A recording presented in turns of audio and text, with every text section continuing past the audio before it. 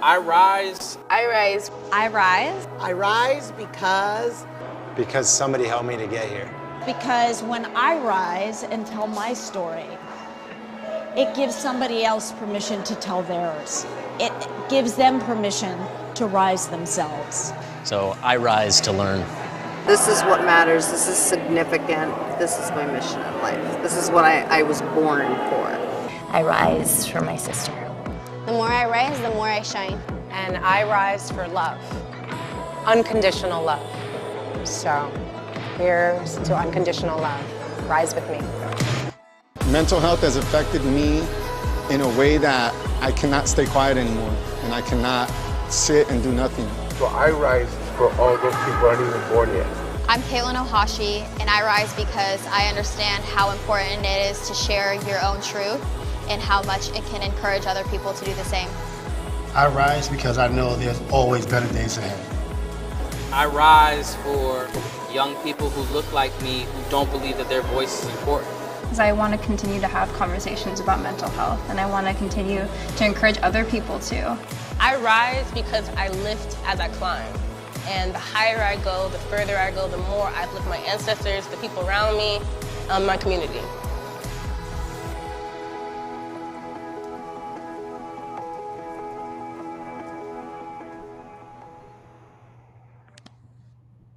Hi, I'm Tori Shack, Executive Director of Touchable Movement. We are a 501c3 nonprofit corporation for mental health and a passionate mental health advocate myself personally. I'm here to welcome you to the final virtual We Rise Saturday night performances and conversation series of this May. And we have an amazing lineup this evening with one of my favorite people in the whole world. First, we're going to feature an exclusive song from Miguel. That's my favorite person, one of my favorite people. And then I'm going to sit down with him to talk about his journey and his artistry and what messages he has for all of us during this challenging time. During the second half of the evening, we're going to feature a candid one-on-one conversation in between actresses and mental health advocate Lacy Hartselle with one of the breakout stars from the new Netflix OBX series, Madison Bailey. And now Miguel. So I wrote this song about growing up feeling out of place, you know. I think that everyone's had that feeling at some point, and I guess I finally realized that there's no such thing as normal. Too proper for the black kids, too black for the Mexicans, too square to be a hood nigga. But what's normal anyway? Too opinionated for the pacifists, too out of touch to be in style, too broke for the rich kids. Well, I don't know what normal is. What's normal anyway? What's normal anyway? I mean, what's normal anyway? What's normal anyway? What's normal anyway? I'm in a crowd and I feel alone. I look around and I feel alone. I never feel like I belong. I wanna feel like I belong somewhere. Yeah, somewhere. I'm in the crowd and I feel alone. I look around and I feel alone. I never feel like I belong. I wanna feel like I belong. I'm too immoral for the Christians, but too moral for the cutthroat. Too far out for the in crowd. What's normal anyway? I'm too involved in my own life to spend time with my family. I'm too concerned about what others think. I mean, what's normal anyway? What's normal anyway? What's normal anyway? I mean, what's normal anyway? What's normal anyway? What's normal anyway? I'm in the crowd and I feel alone. I look around and I feel alone. I never feel like I belong. I wanna feel like I belong somewhere, yeah, yeah, somewhere. Ooh, I'm in the crowd and I feel alone. I look around and I feel alone. I never feel like I belong. I wanna feel like I belong somewhere. Don't let them change you. Just be who you are, who you are. No, don't let them change you. Just be who you are. Yeah. guess I wrote this song because it was the reminder that I needed that we create normal, you know, and it can be molded, you know, that being ourselves and accepting ourselves, and that means our flaws and the things that make us who we are, is so important to maintaining some kind of sense of pride and happiness, you know? Realizing that we are self-defined, and being that is alright. So I hope it helps, and I hope you guys are well. Yeah. That was awesome. Thanks, Miguel. How you doing? Love. I'm all right. Thank you. I'm so happy to join everyone, and especially for this, just because it means a lot, man. It means a lot. Well, it means a lot that you're here and supporting mental health, and especially in what's going on in today's world with COVID and George Floyd. And I know today we were both had our own experiences with what's happening, and I just wanted to hear a little bit about your experience with what happened in downtown LA or in Hollywood today with the rally, and how you're feeling in the moment about what's going on. Yeah, I didn't know that you also made your way to the same part of town. We were both kind of in the same area and seeing it as it was happening, but it felt really good to be a part of, the kind of a unanimous support for change. I think we're all really frustrated and we're really angry, and not only at seeing the reality of injustice, but just the reality of sort of the trust that we have in the systems that we believe that society is about, and the belief that we've had that information that we get and the rules that we abide by are always for the benefit of us. And we've been let down, and realizing that and coming to some kind of unanimous decision that it needs to change, and seeing that in a really tangible way, not to be not to be cliche, but seeing it and feeling it was really nice, man. I really needed it for myself, and I think a lot of people did. Unfortunately, I think it's really hard to put a ceiling on that in this time, in this reality, because I think it's just been pent up for so long. So luckily we were able to kind of be there for the positive part of it, and before it got violent, here in Los Angeles, and so here we are. Yep, and I'm glad you're here. I'm glad we're both here and able to have this conversation at this point in life, in the moment, like with what is happening. It's like from all different directions, and you're right, there's so much pent up energy and so much pent up angst, and just from the COVID situation as far as being quarantined and whatnot. And you mentioned some interesting things as far as like mental health is concerned. I know for me, and we've spoken about this, routine and actionable items are important. And just want to elaborate a little bit on that, what that means, what it looks like to you, and how that helps shape your own mental health, and what you're about. Yeah, it's interestingly, I think it's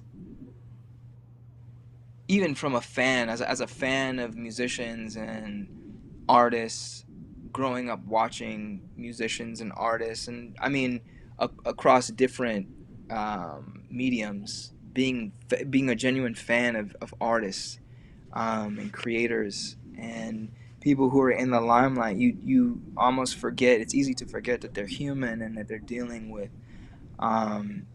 their own realities, their own circumstances, their own challenges, and they sort of have to work through those things every day to try and be excellent. And one of the things that really help is and continues to help me is a routine, and having a bit of a sense of what helps put my mind at the mercy of me. And it's an interesting thing to separate oneself from their mind, because the mind is built to do programming the same way that a computer is. A computer is basically has limitations. It's got as much RAM as you have, as much memory, the processing ability. Our brains are the same way, except we're sort of limitless in our ability to process things.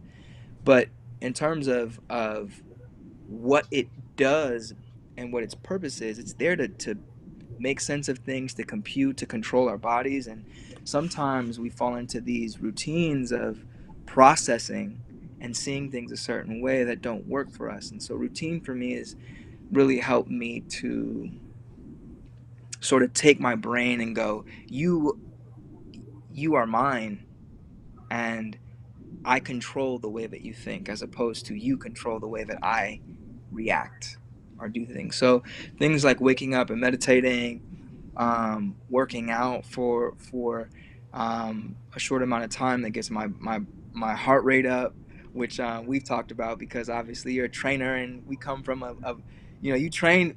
This is for everyone out there who's watching. Tori is the person that got me in the best shape of my entire life, and I grew up playing sports. I'm a soccer player by heritage. My father played sports growing up, and he raised me to be competitive and to play sports.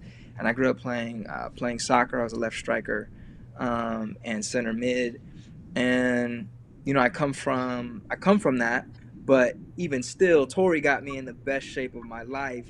And I know how much time and effort it took to get me there. And that was 2 workouts a day, which were like 45 minutes, a session. And here I am, I'm doing like 7-minute workouts every day to get my heart rate up. Um, she gives it to me. She applauds me either way, because she knows that, a little bit is, and she's always said this, doing something is better than nothing. And, I think across the board, it actually really rings true. And that's where the routine sort of reinforces. It's like, a little bit of meditation, a little bit of workout. I make sure that I'm staying in gratitude. I kind of really work hard to stay in this mindset of gratitude. And I think these simple routines have really been helpful in keeping a balance, and keeping my mental state in check, so that I can be the best and perform the best and offer the best, in what I do. No, and I appreciate, the shout out. Like, we worked together for a while. Yeah.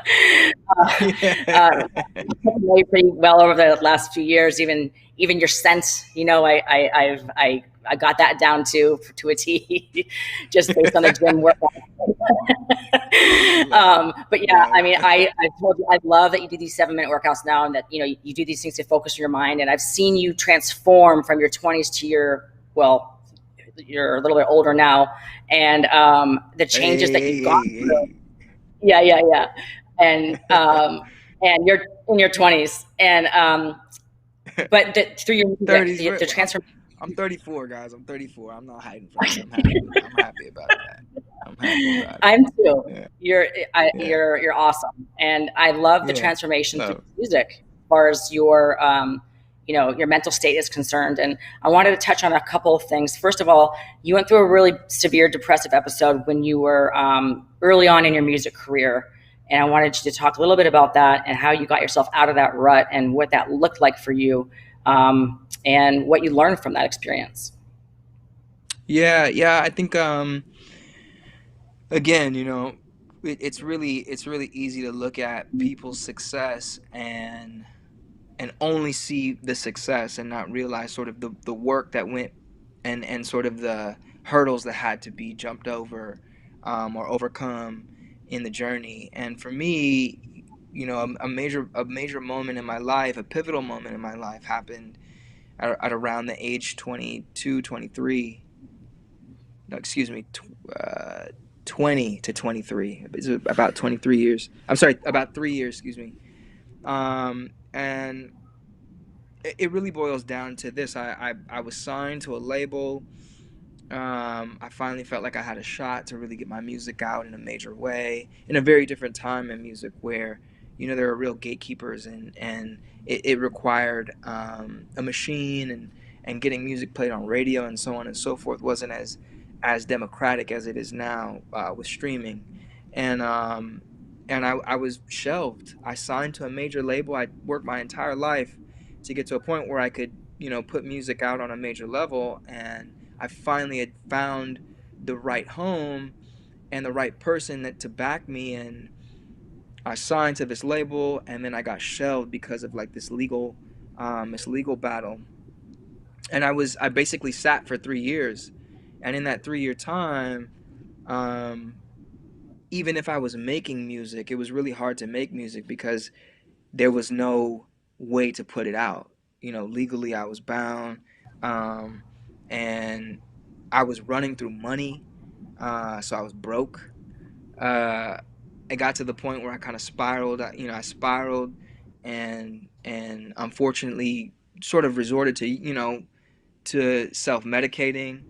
And it took 3 years for everything to sort of sort itself out, and me actively trying to get it to a finish line where everyone was happy.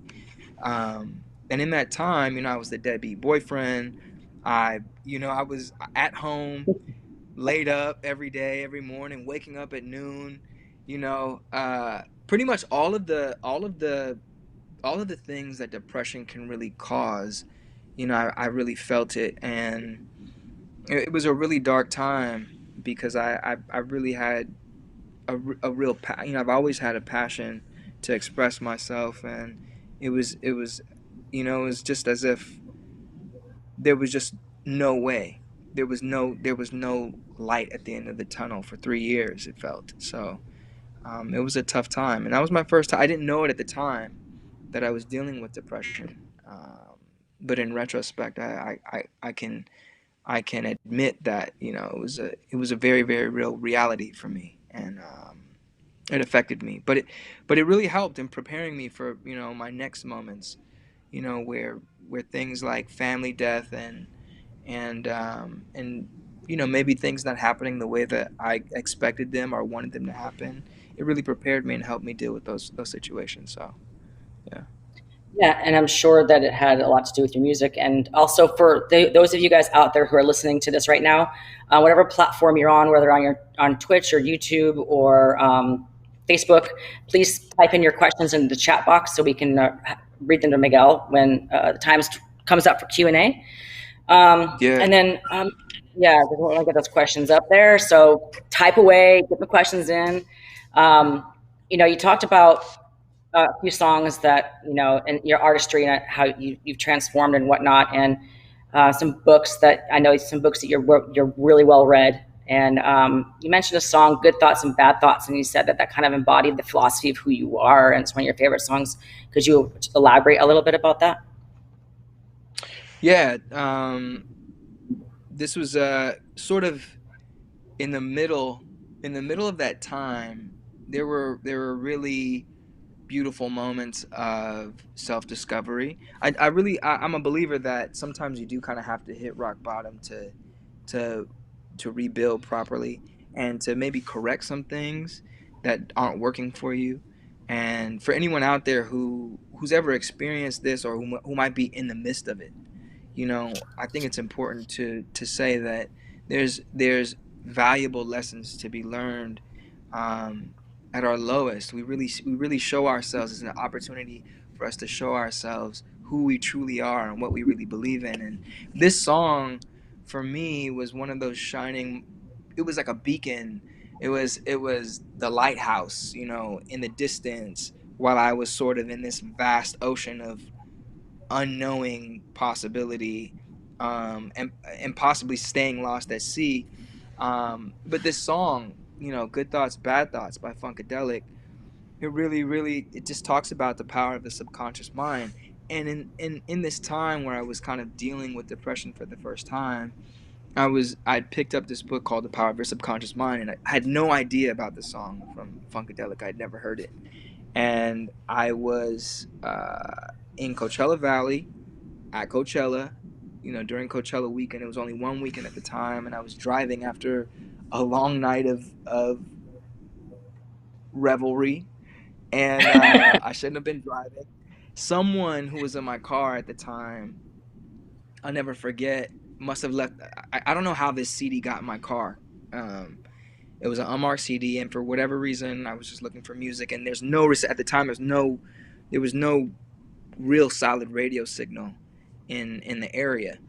So I was just going through CDs, and I happened to throw this CD in, and this was the first song, and the first word is "Travel Like the Wind" in the most deep, almost scary voice. And from that moment, I tuned in to every word because I was going through it. I was looking for some kind of hope.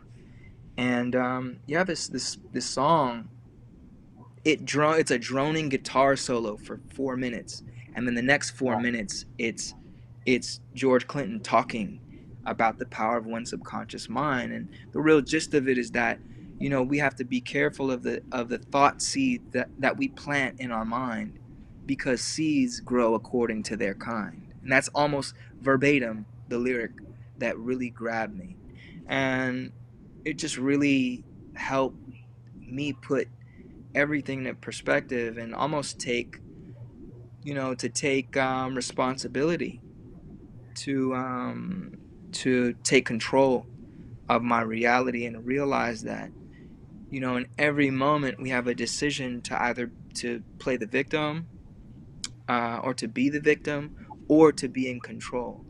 And it can be really hard to do, but in that moment I had decided that I was going to take that to heart and be so careful about what I allowed to fester in my mind and believe in. And it really, really changed a lot for me. And I think maybe a few months later is when everything sort of kind of resolved. I made personal calls to get things pushed through in all of the conflict for my deal, and it worked out to my benefit. So that was one of those songs that really changed everything for me. That's incredible. Awesome. That really kind of, it's almost beautiful in a sense that you're low and it brought you through, and you heard these lyrics, and it just kind of like gave you this epiphany. It's awesome. And I think through your music, obviously a lot of people who are watching, I'm sure, have received their own epiphanies from your lyrics. With that being said, I know that you have changed over the years, and you're working on some new stuff. And how is it that your musical process works? Is it through your thoughts, through your feelings, and how does it help you with depression, or other tools that you might use to, maybe therapy? I know that might be something that you've done before, but does your music and processing it and putting it out help, or does it cause anxiety? Or tell me a little bit about that. Oh man, creative process for me is and probably more so now, to be completely candid. It's been probably more. I have more anxiety creating now, probably more because I feel a sense of responsibility, and that just might be because I'm getting older, and I'm looking at the world, and unfortunately, the reality is what it is. And to a degree, you can either just say, well, it is what it's going to be, or you can work to try and change it. And I've been taught to believe in something greater, and to believe in the power of, as cliche as this could be, the power of truth and love. And I believe that that's a major part of what the function of art is to remind us of our humanity and what really connects us. And so the creative process for me sometimes can really be a challenge, because I'm sort of fighting against my thinking brain and my heart and my gut. But I will say that every time that I've ever been able to push, my sort of conscious brain and reasoning out of the way, and allow, sort of the creativity that's infinite and sort of in all of us, innate in us, to kind of channel through, I've always been fulfilled and happy with it. And I really would credit my success to some some some other thing, that I can't even explain. And I think it's sort of like a labor of love. It's always a labor of love. And as challenging as it can be, especially now in times where we're sort of at this weird fork in the road of humanity, of what to do, it's definitely been it's been fulfilling to trust my gut and trust the process of that. So and the music now is speaking towards a lot of the things we're talking about. It's why I'm here.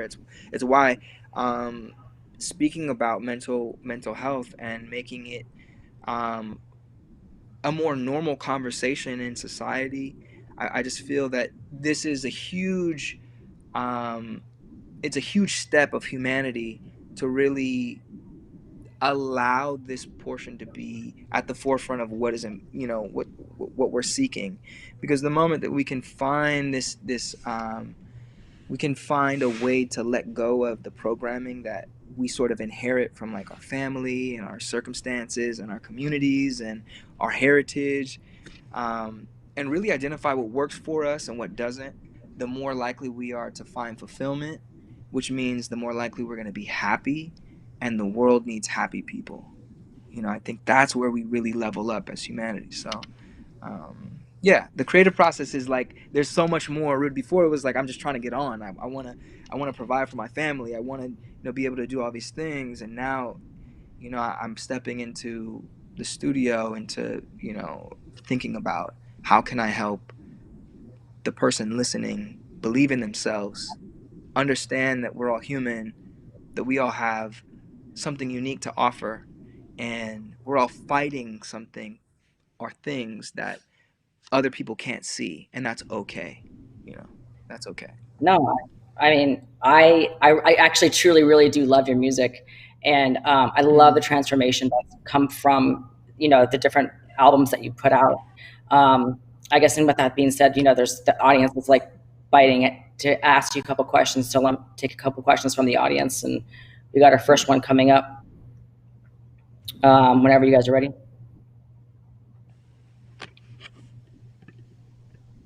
So you're such a creative soul. What would you have done if music didn't work out for you? I would probably have focused on photography. Really? But I think that, yeah, I would have focused on photography, and then that would have led to design. For sure. Okay.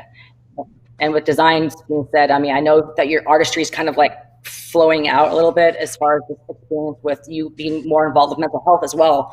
You have a clothing line, and you're kind of, advancing into other areas. And I think that's super, really cool. And I mean, that you're testing out and expanding your own horizon per se. Yeah. And then we have the next question.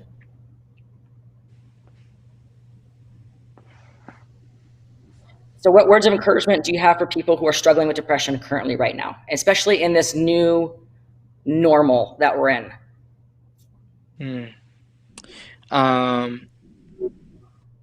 One is that you never reach the top of a stairway jumping from the very bottom to the top.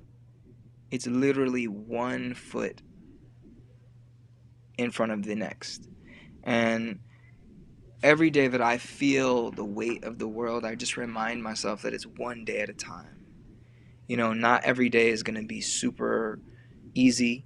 Not every day is going to be super hard. But having a sense of what's important to you and trying to find, knowing, not even trying to find, I think what's really important is looking at the love around you can really help put things into perspective. I know when I was at my lowest points, my drive to really say something and to remind people that you can do it.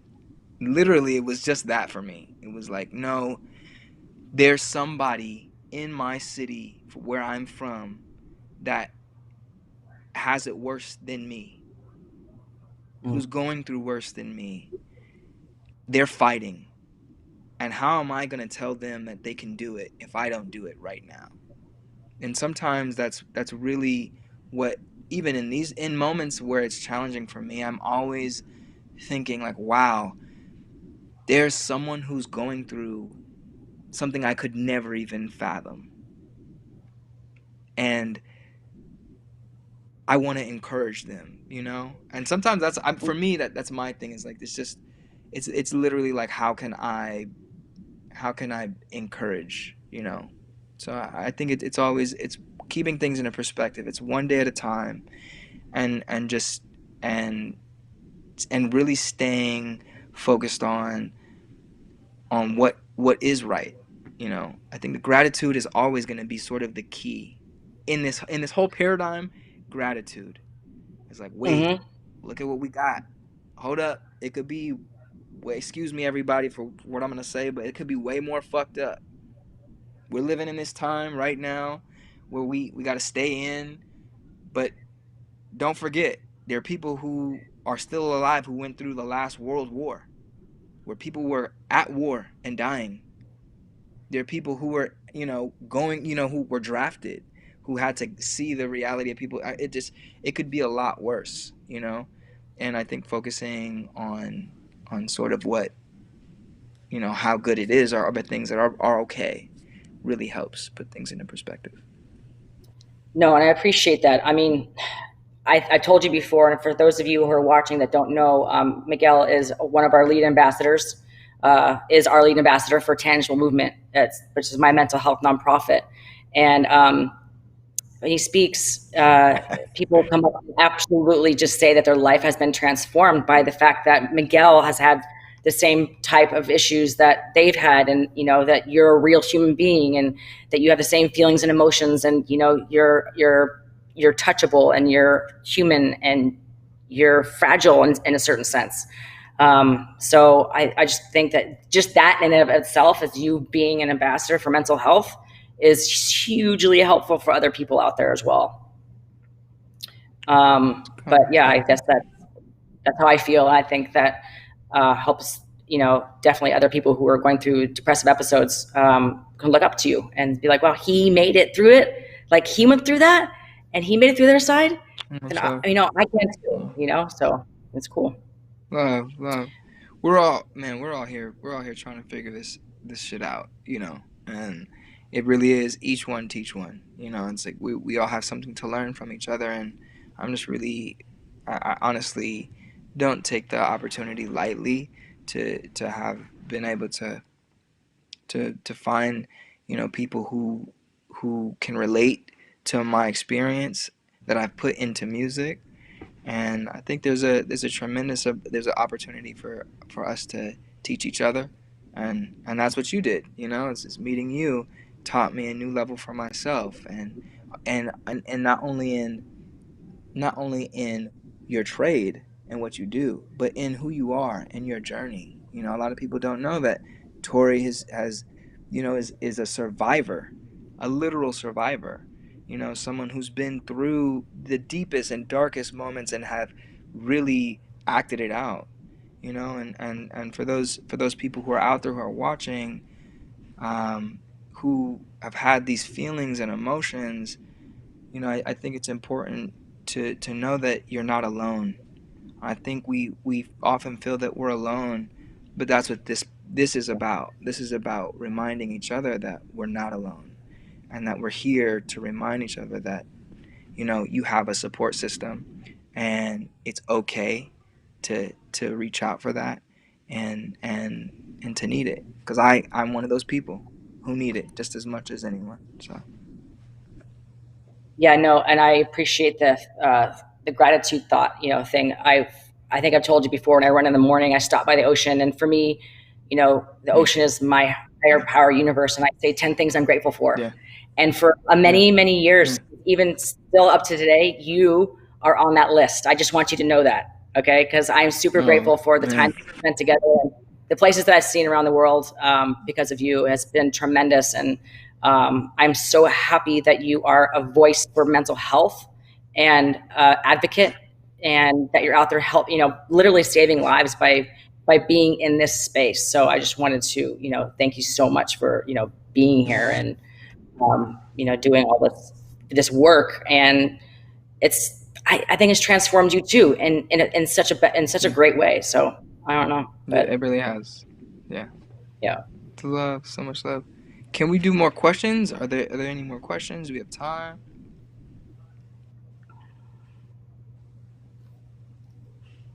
Waiting. Yeah. So have the current events inspired you to create new music? Absolutely. I mean, it's been nearly, I hate to admit this, it's been nearly 3 years now.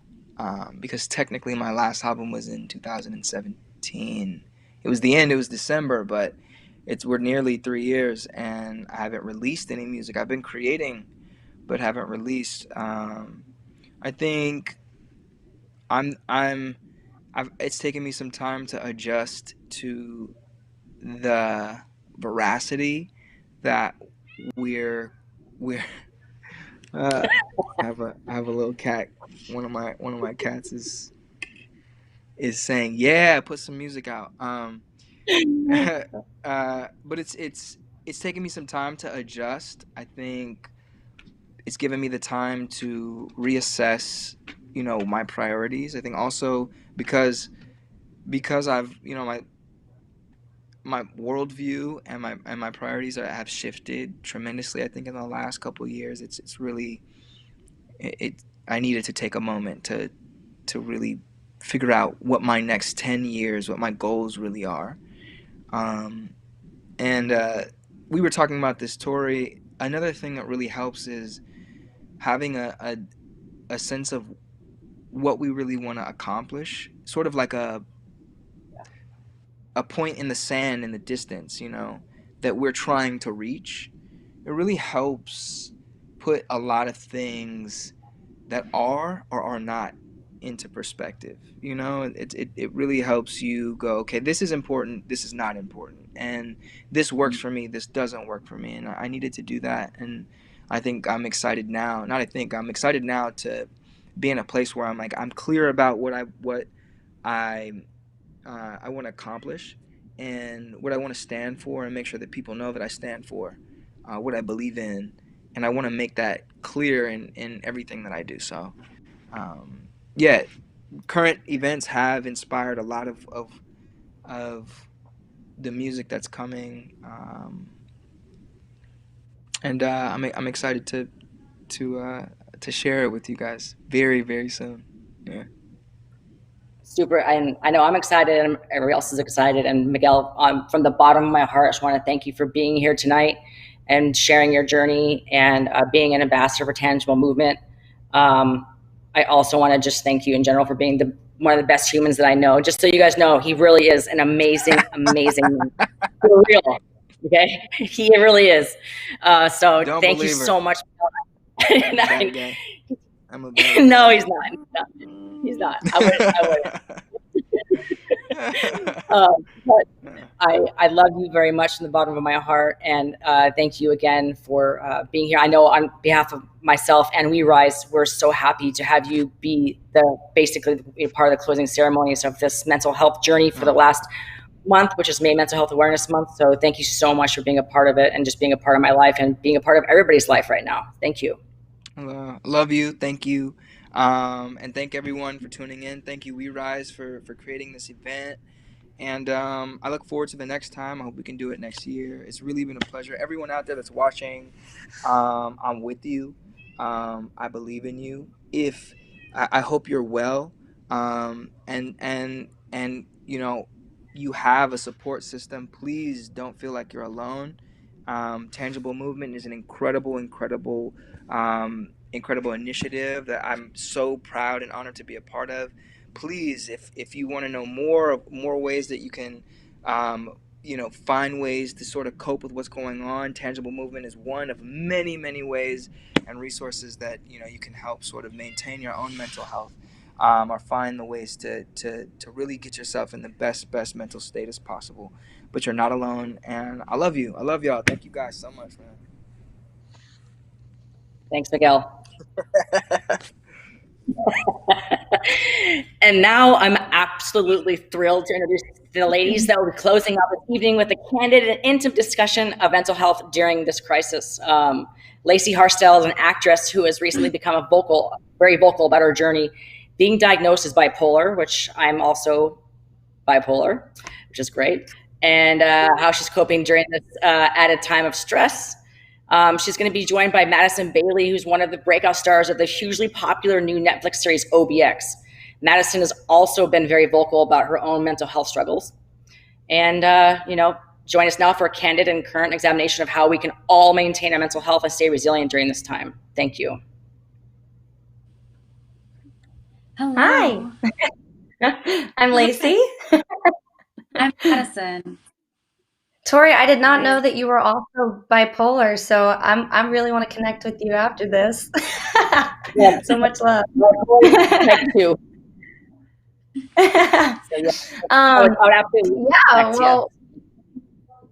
Yeah, thank you. I would love that.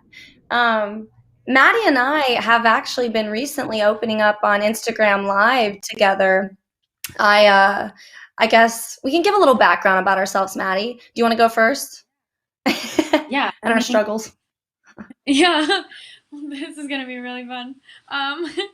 Couple things. So I was diagnosed when I was like 17, 18 with borderline personality disorder. It just kind of took a minute to navigate what worked for me. Turns out therapy wasn't really my jam. I needed the diagnosis, and that confirmation is what gave me that security and has allowed me to navigate this on my own. So I was pretty young. I'm still figuring all of that out, and we've been talking about it on Instagram Live, and you're incredible, and I love talking to you about all of this, and I'm excited to continue the conversation. Yeah, we've loved having the engagement of even seeing, like, from our lives, there would be a group of people who didn't know each other who met in the live, forming groups to talk openly on Instagram. And I caught a couple of those, and I was so proud. And thank y'all for tagging us to be able to see that, because that's why we do what we do. Because this isn't really easy. And to add to that, go ahead and from whatever platform you're streaming in with us, feel free to use the live chat to ask us questions that we'll be answering at the end of this. But my journey is that I was a kid who felt very kind of alone and trapped in my complicated head and heavy emotions growing up. And I didn't really have the full understanding or validation of what that was until I was diagnosed with bipolar at the age of 20, I think, or 21. I definitely started showing the heavy signs of, like, my first major depressive episode with suicidal thoughts and potential planning. Started when I was 19, but through some unfortunate bad occurrences with bad doctors that were not very validating or didn't have that, I guess, understanding of what they were dealing with me, it pushed me away, and I kind of did my own thing for a while and found the right place finally at the age of 21, and it's when I desperately needed it. So I've been living as an actor with bipolar 2 disorder for several years now. So I think the first couple of years were really tough with finding the right medication, but now it's been not necessarily easier, but maybe more manageable, because I know somewhat what to predict and what medications to turn to and what to regulate. But I think what threw in the big wrench here, and why it's so important to talk about this now more than ever, and why Maddie and I came together, and we've been friends for about a year and a half, and always we're soul sisters connecting on our mental health in private. And then quarantine and COVID and this whole pandemic hit, which people who weren't even feeling maybe didn't have predisposed conditions now are experiencing helplessness and isolation and all of these depressing feelings that are out of their control. So now we were like, okay, crap.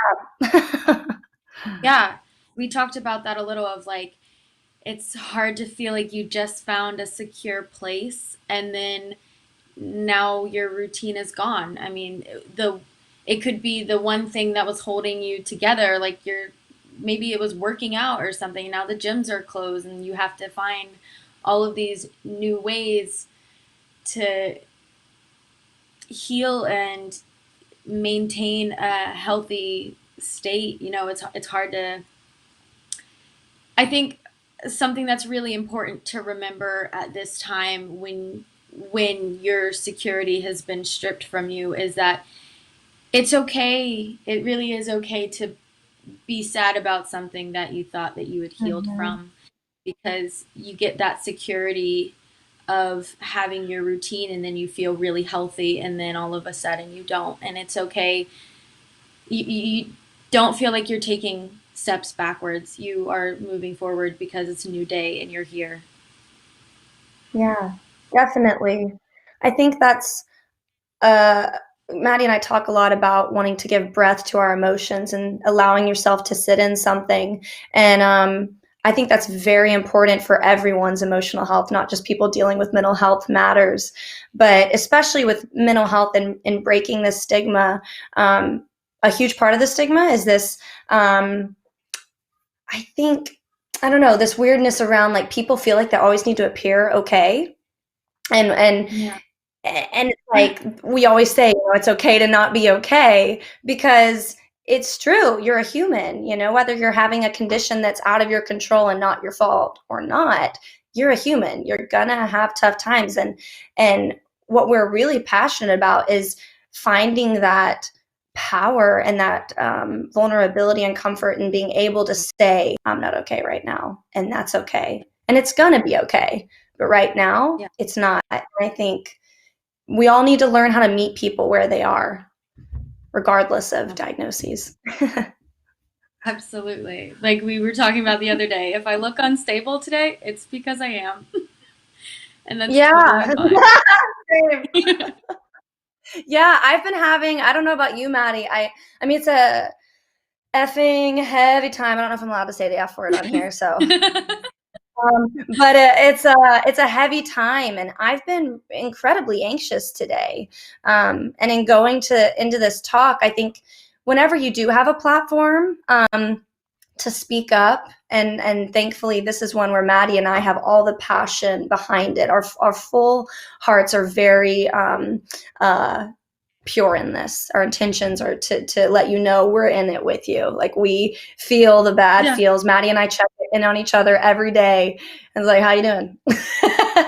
And I've been mostly not okay. It's been off and on throughout this whole quarantine. I think I thought I had gotten to a point where I was able to manage my bipolar better. And so I got really frustrated with myself when quarantine hit. And it was about a week or two in that I was like, oh crap, I am really sinking. I'm really unstable. I'm I'm not okay. And I was embarrassed, and I felt myself falling under the pressure of the stigma that I worked so hard to push back against and fight. But I isolated myself. It's what my depressive episodes or mixed episodes do to me. And it doesn't serve me. And I'm not saying, I'm not shaming myself for doing it. I did what I could. But I know for me that things started to get better for me when I started speaking out. And that was probably 2 months in. It was at the beginning of this month, Mental Health Awareness Month, where I was like, look, Lace, you're a mental health advocate, and you know that you need to speak up about this, but my mind was convincing me I was alone. It wasn't until I started talking to people that I realized I wasn't, and I posted something on Instagram, and I was like, this sucks, and I've been isolating, and I'm sorry I haven't used my voice because I know some of y'all must be hurting too. And the outpour of responses was insane. People were saying, yes, do Instagram Live. Yes, talk more about this. We need this right now. I need this right now. And that's when Maddie texted me and was like, yo, let's go live together. So what encouraged you to do that? I was like, people are not okay right now. I just got this platform. My show came out August 15th. I'm finally at a place where I can help all of these people, and I can be there for people in the way that I want to. And because I didn't have anybody to look up to that had borderline personality that was willing to just get on Instagram and talk about it in a very casual and not ignorant, but being aware of the fact that I'm not a scientist. I don't know the logic behind everything happening. I just know what I'm feeling, and I'm excited that I get to be a young girl that's, I can be there for other young girls that, or other young people that didn't have that, or that don't have that. And I'm, especially now with all of the rioting happening right now, it's dark. I've talked about this before, that I am one of those people that when I feel like I can't help myself, it takes a lot of pressure off of me to be able to help somebody else. And I find so much comfort. I find such a good sweet spot in healing and being able to be there for other people. And I can make myself smaller to realize what's bigger than me and what's important. And it makes me feel better doing that. And then just,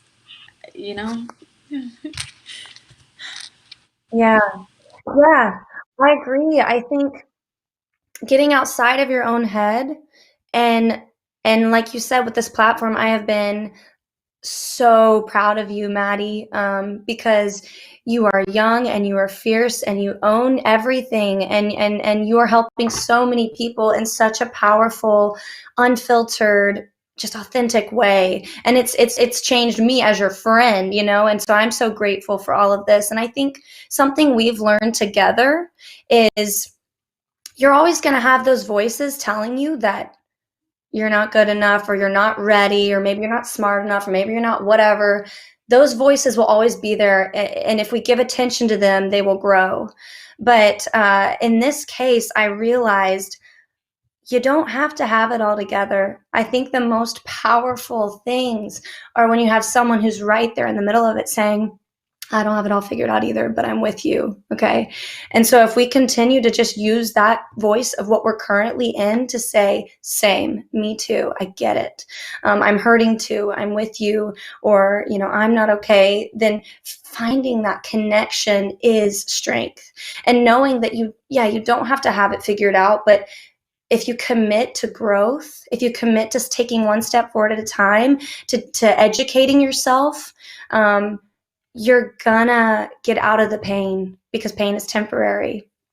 And something we started, it fits in perfectly.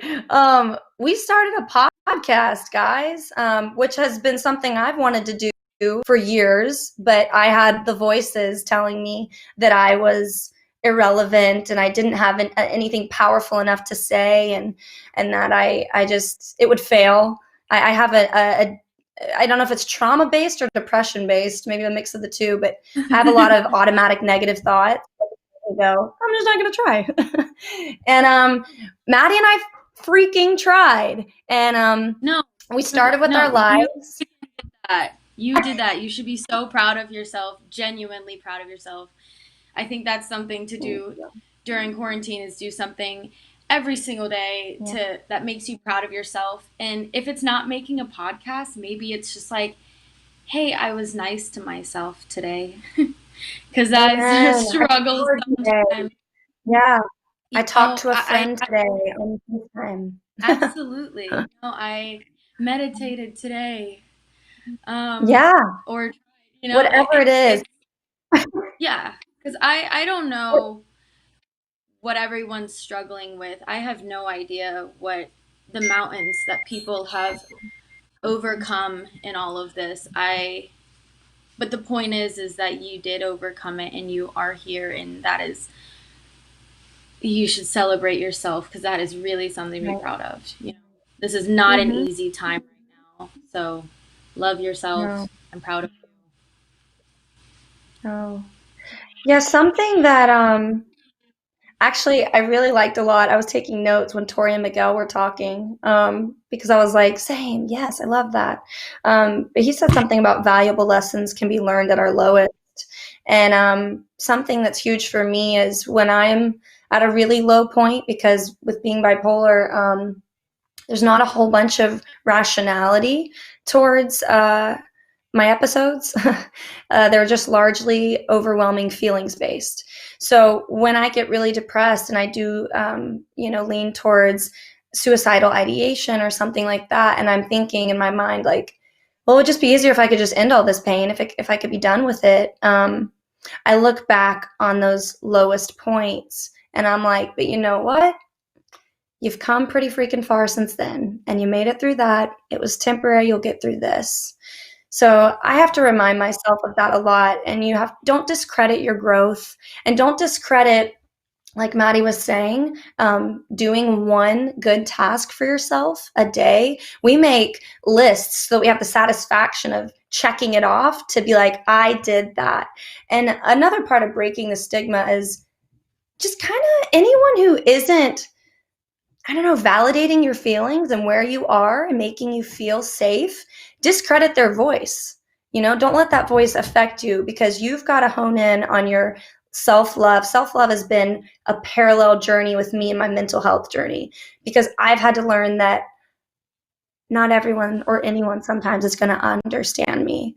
But if I can validate myself, tell myself, that I am enough, tell myself I am loved, tell myself it's okay and I'm proud of me if I just showered, then instead of those voices of outside voices of, oh, wow, you can only shower, that's not accomplishing anything, a normal adult would da-da-da. It's like, no, we're not doing the comparison game here. Comparison is the thief of joy.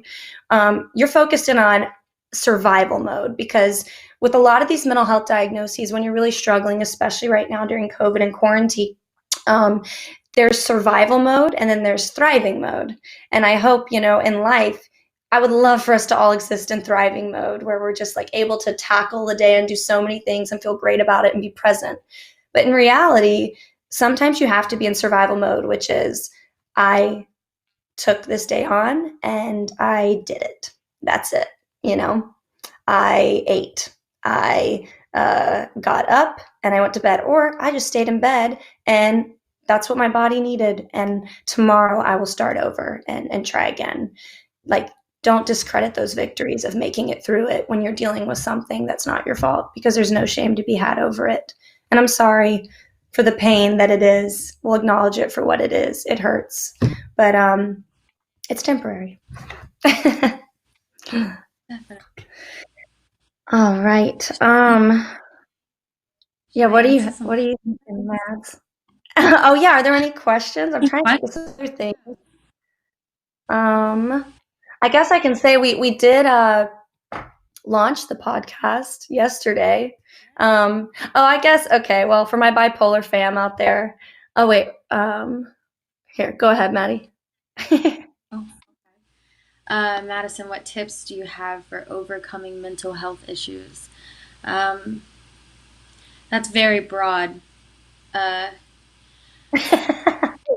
Just, everybody's mental health looks very different, extremely different. I think it's worth it to take the time to figure out what works for you. Start with what you're drawn to. Because for me, like I said, I started with therapy and I was like, this is the answer because this is the only answer I've ever been given is that, like, here's therapy or here's a hotline, A or B. And I was like, neither. I don't want any of those options. So it took going to therapy to realize therapy wasn't for me. It's trial and error. So I think what tips I would just, it's an internal battle. So maybe talk to yourself first and feel out maybe what you need. Because if what you need is a diagnosis, maybe if you don't know what's going on and you're just feeling really confused, then start there. If what you need is somebody to talk to, make a list of your friends and figure out which ones you feel most comfortable with. And if it's just an internal thing, light a candle and lay on the floor and think and sit with yourself. That's my advice. Yeah. I think that's why I love Maddie and I talking together on this topic, because she and I have so many similarities and at the same time so many differences in our mental health journeys. Because for me, I have to talk to my therapist just about every week, and I think I have a lot of trauma layered on top of my chemical imbalances with bipolar, and I have to work through a lot of things to really make sure I'm in touch with reality, voice or versus the voices in my head, I guess.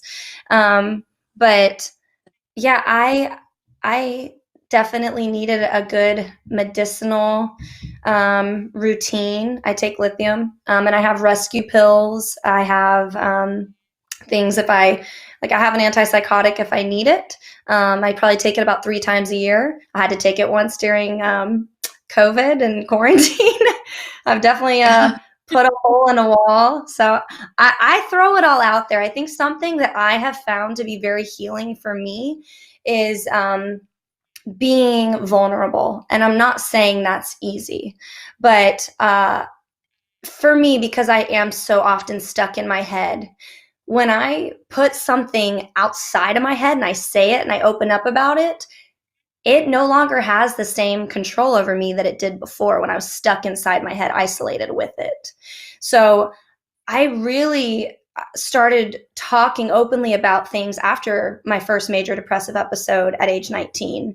And it wasn't until, honestly, I watched Brene Brown's TED Talk about vulnerability being a strength that I started to realize in small conversations with people that the more I talked about things that I thought would make me really weird or seem crazy, feeding into that stigma word, I thought, everyone's scared, right? Of being rejected. I have a core fear of rejection. But when I started just opening up, I had so many people reaching out to me saying, same. And me too. And I understand that. And I never knew anyone struggled with that kind of thing either. I thought I was the only one who thought that way or felt that way. And once I caught on to this intoxicating healing of connection and vulnerability, and I guess that's when I started taking wind of sharing it on my social media platforms. And like I said, even still, it's cyclical because with COVID, I started getting really isolated again until I finally got to such a low place at the beginning of May. And I was really struggling again, that I was like, F this. I'm going to throw it out there again and do what I do when I get to that so overwhelmed point of just saying, I don't care if I'm embarrassed. I don't care if I look unstable. I am unstable. And I know that other people are feeling this way too. And then that's when I got the outpour of the connection that I crave. And I think we all need to know you're not alone. It helps so much just knowing other people understand what you're going through, and that if they can hang on, you can hang on. You can take it one day at a time too. So yeah, it's not easy though, guys. Maddie, what would you say with the first step of opening up? You said what? Another question. I was saying, what do you think helps with that first step of opening up? I think just knowing that it's worth it. I don't think there's anything. Amen. I love that. Just know that once you do, it's so worth it, but it is a really hard step. So I can't push that. I can't at your own pace. You'll get there. And make sure you're not people there. Are safe to open up to. Yeah, don't rush yourself. You're in no offense, it sucks, but we're in no hurry. It's there. Your mental health is there, and it'll always be there. So take care of it whenever you can and whenever you feel ready. Yeah. Kat. Yeah, she said, how have you been spreading mental health awareness with all that is going on in social media negativity? Ooh, that's a good one. We've been fighting it hard. So, yeah, I think we've been spreading it through Instagram Live and now through your podcast. Anybody that follows me on Twitter knows that I have no filter in there at all. And social media negativity. Lacy. Social media is tough. Yeah, it's tough because I think it can be used for such good and it can also be used for such bad. And there are literally statistics behind why being on your phone too much can lead to depression. So, and Instagram is a huge tool for that little lie of comparison, and that person's life is better than mine. But in reality, it's just the way they portray it. So I think Maddie and I have, challenged ourselves to just keep it real, and that's hard because for a long time I felt like I sounded like, and I had no intention whatsoever of asking, or I wasn't a cry for help. I was truly trying to be like, hey, I'm struggling. I get it. You too. Let's talk. I was trying to create that community I craved, and I knew help everyone.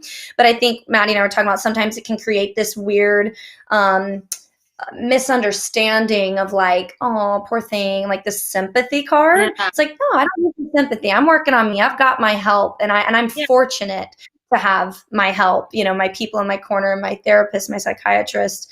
But we are there, and we allow the reason we're speaking out to ride above whatever negativity, is there, because it's always going to be there, guys. That's life. But you got to focus on how strong your voice is and what feels good inside to you. Follow that voice. It leads you to good things. And sometimes I love the, I guess, contrast of how you have to have fear to have courage. I was talking to Maddie about this, but I felt weird, bad fear feelings that were kind of nerve-wracking before I even reached out and opened up to begin with. But that's the way, I think there's a difference between like different types of fear that maybe doesn't lead to something good versus something like, oh, I know I should do this, but but once I did, I stepped into courage, because you can't have courage without fear. And I think the same thing, there's a lot of what Paris says is duality of, the good and the bad. It's all going to be there, the evil, all of it, good. But give voice, give breath, give attention and perspective to that good, to that positive. So the same way with Instagram, maybe limit your time on it. For one, I don't like really scrolling and looking at other people's lives, but I do like, well, Instagram lives are different if it's like an account that I love. But I like following mental health accounts, and I love what they post. And I think that's like, I've always said, that's like little devos for me, little nuggets of truth. And it's like watering, my plant all day long. It's like, oh, I'm going to take and sit on that, sit with that quote for today. And it's going to water me. Good. Who you follow is a really important part of social media. Yeah. Yeah.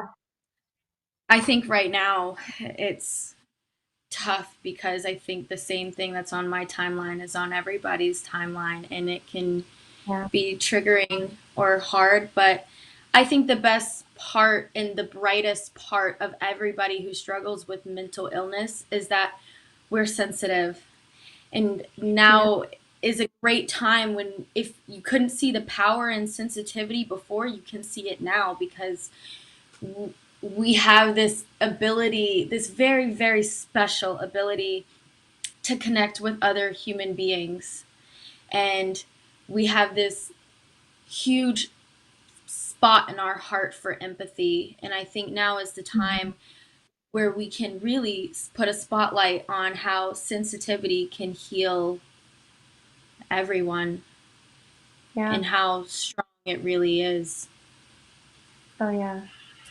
And listen to each other, you know? I think we've talked a lot on what can you do for yourself, but if you're, you know, dealing with your own mental health problems, or dealing with family members or friends who struggle with their imbalances, I think definitely listening, sitting with them in it. Don't try to fix anyone, because the reality is so much of life is so freaking beyond us. I was telling Maddie, I was listening to Let It Be today, and it brought me some sort of comfort, because there's always going to be uncertainties. There's always going to be pain. But if you're willing to sit with people in it,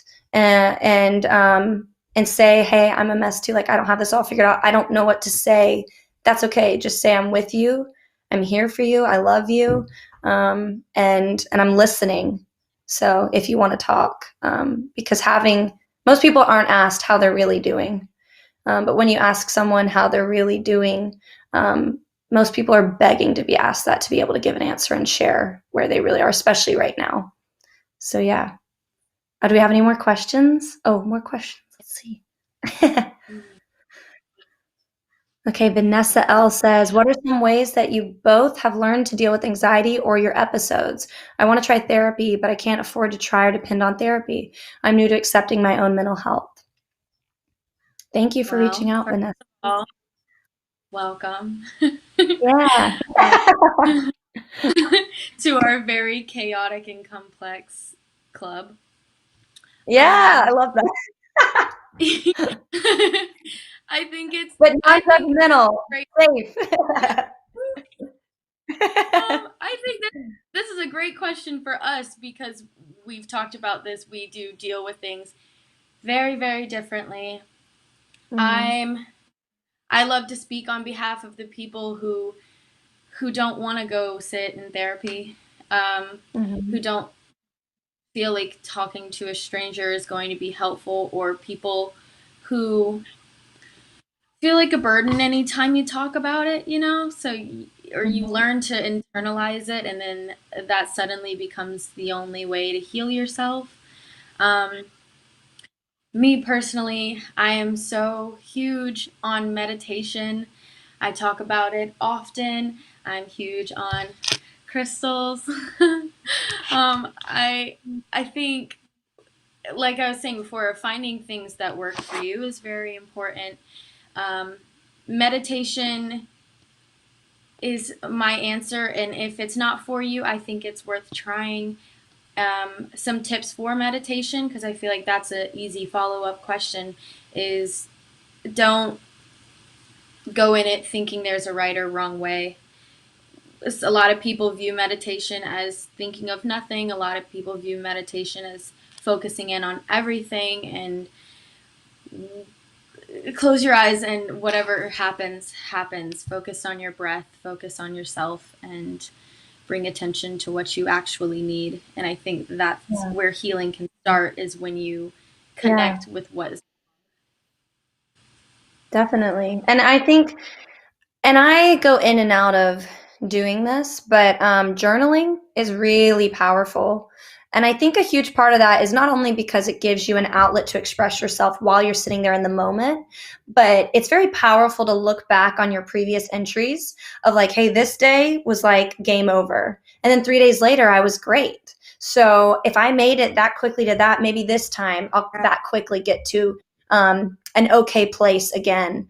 Yeah. And I wish that our nation had more funding under mental health and took it more seriously, because we're being bombarded with COVID and statistics on this pandemic, whereas not as many people are giving breath to mental health statistics and how it's affecting people with substance abuse and PTSD, anxiety, depression, not to mention predisposed, conditions like ours. So I hate that there isn't everything accessible to everyone. And I am fortunate that I have access to therapy now on the phone with my therapist. But there's another thing. I mean, there are some tools, journaling, like I said, finding safe people in your life who care about you and are willing to listen and validate you. Tell them, I don't need you to fix me. I need you to sit and listen and validate me and be like, with however you're feeling. If you feel safe with them, express it, because that is powerful, and having someone there with you in it rather than being stuck in your head. Like I said, that's very damaging for me to be stuck in my head. Because most of the time, Maddie and I say this, most of the time, if you have a friend, if Maddie, one of my dearest friends, is struggling, I'm not going to throw negativity and like, yeah, you're right, you should be struggling, it sucks. Like, well, I would never say that to her, but I say it to myself when I'm struggling. So we always say, treat yourself the way you would your best friend if they were in your shoes. And when I do that, it changes the whole narrative. It changes the whole perspective. I start saying, you know what? I can acknowledge that you're trying your best right now, Lace. And that's enough for right now, because your best is enough. And you have to give yourself that victory and credit for that each day, because it's going to look different every day. And even in our journey so far with, Maddie, you having this awesome show release during a pandemic, which is so weird, but this rise to a very, seen platform, it still hasn't been easy, Like, same for me. Because of this pandemic and because of our struggles with mental health, nothing is easy in life, really. I mean, I guess you have your moments, but you can't have the mountaintops without the valleys. Like, Absolutely. they're teaching us.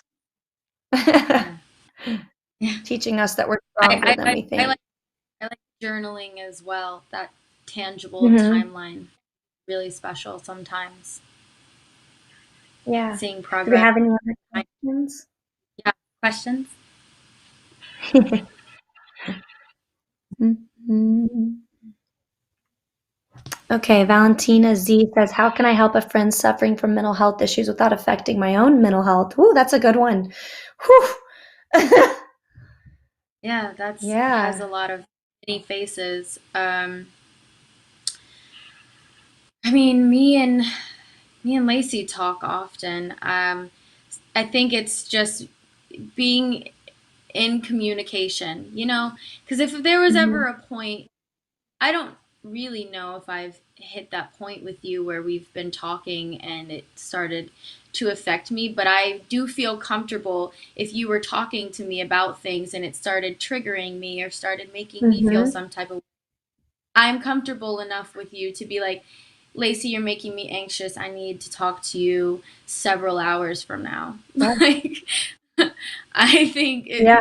it's important Yeah. to, if you feel like that's a worry, because I know for me it helps my mental health often to get out of my own head and kind of feel like, okay, the pressure's on somebody else, not on somebody else, but I can be there for somebody else instead Yeah. of being so stuck in my head and feeling like I'm like the center of the Right. world and feeling like my world is crumbling down. And it's nice to talk to somebody else who's like, my world sucks too. And I'm like, can we talk about yours instead? Yeah. And for me, Yeah. I guess giving a different perspective, I struggle with codependency. I come from a background of family trauma and issues, which we're all working on. But I always want to help other people, and I wrongfully, with a good intention, but I take on other people's emotions as if they're my responsibility. And being an empath, I also absorb other people's emotions and I wear them. So that's a good question for it's just relevant for me because I do allow other things all the time to affect my mental health, and I overfunction, as my therapist tells me, where I'm trying to do so much for other people that's not even in my control, that I burn myself out and don't give myself the care that I need. And I find that I'm compromised and I'm struggling and I'm all of a sudden in a depression that I feel like I can't get out of. So another thing Maddie and I talk about is you have to acknowledge what's in your control and what isn't daily, because there are going to be all things you, especially right now, guys. I mean, there's a long list of heavy things that I'm sure are causing grief on so many levels for all of us. But so much of that is out of our control. What is in your control is your beliefs, what you stand for, what you use your voice for, and your behavior in action after that.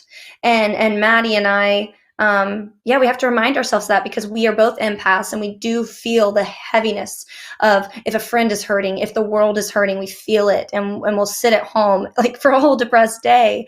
And sometimes that's okay. But the point is, you can't let yourself stay there. You have to remind yourself of what's in your control. And if you can be the person that says, well, today I'm going to take the reins on what's in my control and I'm going to do something really good with it. I'm going to love that person the best I can today. I'm going to help that person, or I'm going to speak up for that person whose voice isn't heard. Whatever it is, just remind yourself of what's in your control and what isn't, and then own what is in your control, because trust me, your voice is way more powerful than you think. Way more powerful. Yeah, any other questions? Madison M. I've seen a couple Madisons. I love this. She says, when a family member doesn't understand your mental health, how do you approach them and explain to them what you're going through? Whew. What do you think, Maddie? Yeah.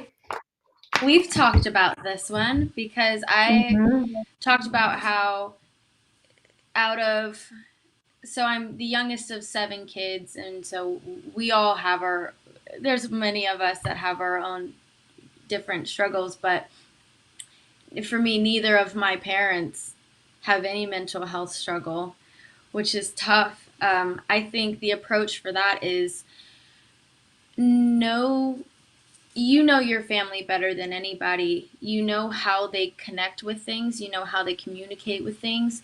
For me, I connected with my dad, which I thought was going to be the hardest thing to do, to connect with somebody who's not the gushiest person. My dad is not a very emotionally vulnerable man, but he's a brains guy, and he reads a lot. And so I knew that if it was written down and it was in a more concise format, then he could read that and connect it to however he's going to connect it. So for me, I like articles of things, and like, because me sitting there crying in front of him and being like, here's what I'm feeling, he's like, I don't know what you're saying. He's like, I really, really want to, but I don't.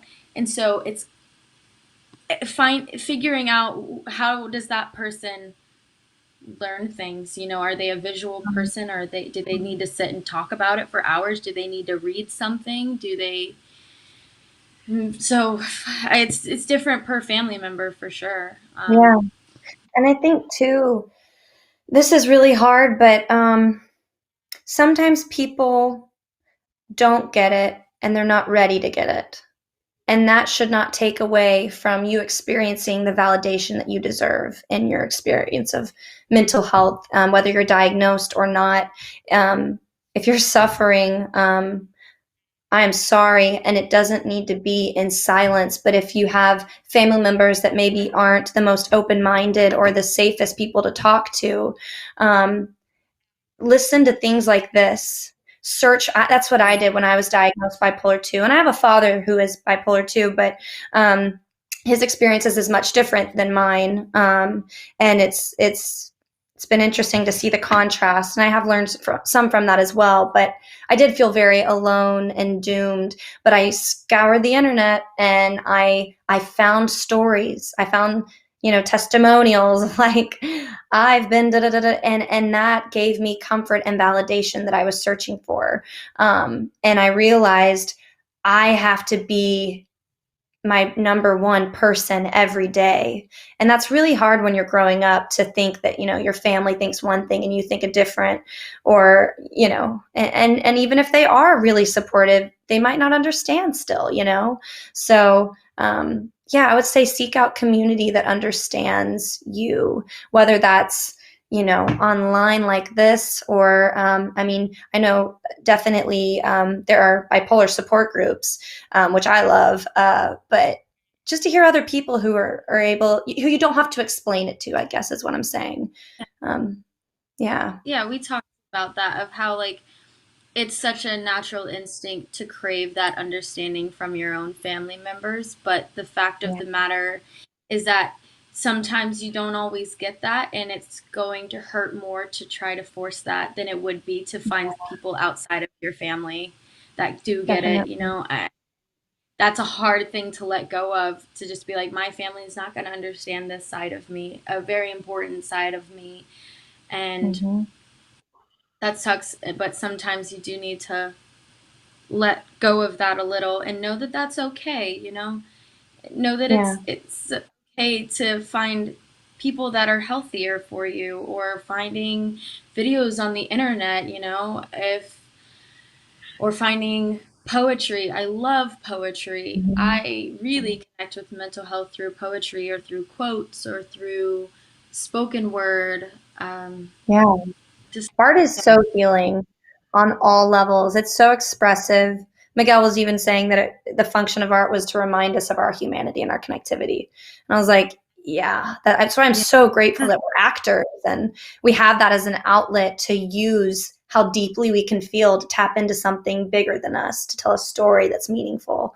I say get creative too, whether that's in journaling or writing or painting, or even listening to music for me is so healing. And I'm not a musician or any of that, but just listening to it, I'm like, I connect, because so many musicians write from, like Miguel was saying, from such a deep, dark place that brought about something that just resonates with so many people. I love the effect of art in all its forms that connects with emotion rather than the necessity for words. Are there other questions? Yeah. Oh, yeah, let's see it. Alexis J says, what is one of your favorite inspirational quotes? Ooh. I'm like, so many. Oh, gosh. Mine change. Oh, I have so many. There are times where I'll find one and I'll put it as my background on my phone or something, where I'll see it every day. Yeah. And I see something new, inspiring. Dude, literally the background on my phone right now. Let me see. I don't know if you guys can see this. It says, not good enough, only exists in your mind. Wait, there we go. I like that one's a good one, about getting stuck in your head. Comparison is the thief of joy. It's one of my favorites. I don't know who's these quotes are attributed to. I just hang on to them that I've heard them throughout my life, through random experiences. See on Instagram, or see whatever. And one that I learned during my first major depressive episode was when I was living in Vienna, Austria as a 19-year-old, depressed, sleeping the day away, feeling like I was wasting my study abroad trip. And I had a person tell me, surround yourself with the people who celebrate you, not tolerate you. And let me tell you, that quote has carried me. Oh my God, it's carried me through my life since then, because I've learned with throwing my stuff out there, with my mental health experiences, who I am, what I've been through. Not everyone is for everyone, but I quickly learn who makes me feel celebrated. I think that's an obvious thing you're going to know when you meet people who makes you feel celebrated, and who doesn't. And it's okay for the people who don't sweat it. It doesn't have to be some weird negative charade. Just let it go and go, that's cool. That's how life works. But this person celebrates, I celebrate them, and I'm going to stick with them, because then you can find something like what Maddie and I have, which is really, really powerful. I don't know what I'd do without you, girl. Stop. I love you so much. I love you so much. If I had $1 for every time I called you like double chin under the face crying. I